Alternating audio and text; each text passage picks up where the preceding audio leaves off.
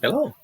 It's 5 minutes with keRusso time. So thank you for giving us 5 more minutes. Again, we're hoping it's something that's worthwhile.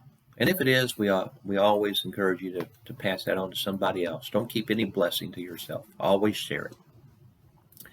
As we get into this part of Ruth today, the end of chapter 1 and end of chapter 2 briefly, I want you to ask yourself this question. What kind of God is God? It's a pretty big question, isn't it?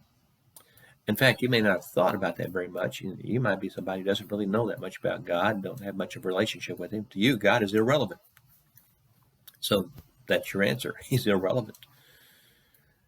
Some of you may have a connection with God, and you have a view of this God who's very involved in your life, and you may have a very high view of God most of the time because things go great in your life. You go, yeah, God is great. God is good all the time, right?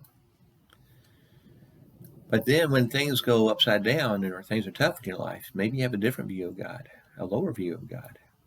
And you start asking questions, where is God? Why is God allowing this stuff to happen to me? And maybe it impacts your relationship with God. You're not even able to pray to him at that time. How we view God typically impacts our relationship with him. So this big question, what kind of God is God? And it plays out in the book of Ruth. Now, as you read Ruth, where we are right now, you have Naomi and Ruth are headed back to Bethlehem. Well, Naomi's headed back to Bethlehem. Ruth's going back for the first time as a foreigner, as an outsider. And Bethlehem has been settled by Naomi's family. So when she gets back to Bethlehem, it's not surprising that people recognize her and they start shouting, hey, Naomi's back, Naomi's back. I'm sure they want to have a party. Things are good again. There's a harvest going on. Well, Naomi says in verse 19, she says, don't call me, verse 20 says, don't call me Naomi, call me Mara. Because Naomi means pleasant. Her life's not pleasant anymore. Mara means bitter. Her life is now bitter. Now, you and I have read the story. We know what's happened to her to make her life bitter. But why did it happen to her? Naomi knows. She'll say there in verse 20, she says, call me Mara because the Almighty has made my life very bitter. I went away full, but the Lord has brought me back empty. Why call me Naomi? The Lord has afflicted me. The Almighty has brought misfortune upon me.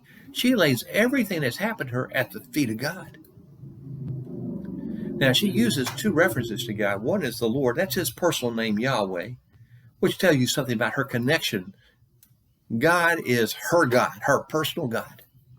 But she also refers to him as the Almighty. Where does that come from? Well, it actually comes from God himself. In Genesis 17, you can go back and read the backstory to that. God is going to make a covenant with a guy named Abram.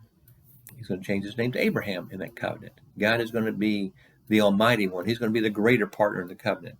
And because he's the Almighty One, he is going to bless Abraham's life and bring fullness to his life. And he's going to tell him all the wonderful things he's going to do for him. He's the Almighty One. He can do that.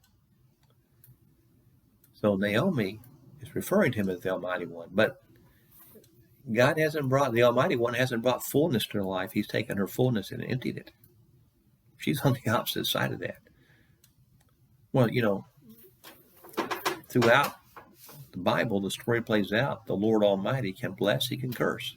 He can allow blessing, he can allow cursing.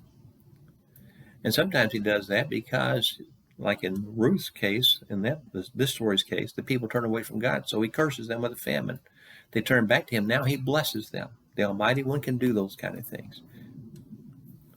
And Naomi is recognizing that Yahweh, her God, has that kind of power in her life.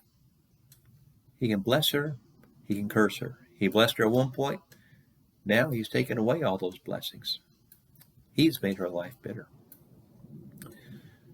Now, what's interesting as you go through chapter 2, and I'm not going to get into it today because we don't have time. We'll get into more next week. But by the time you get to verse 20, some wonderful things have happened. And this is what she says about Yahweh. He has not stopped showing his kindness to the living and the dead. God has not forgotten Naomi. Yahweh is still there for her and is blessing her. What kind of God is God? He is the Almighty One. He does have the power to bless us, to curse us, to allow the blessings, to allow the curses, the good things, the bad things.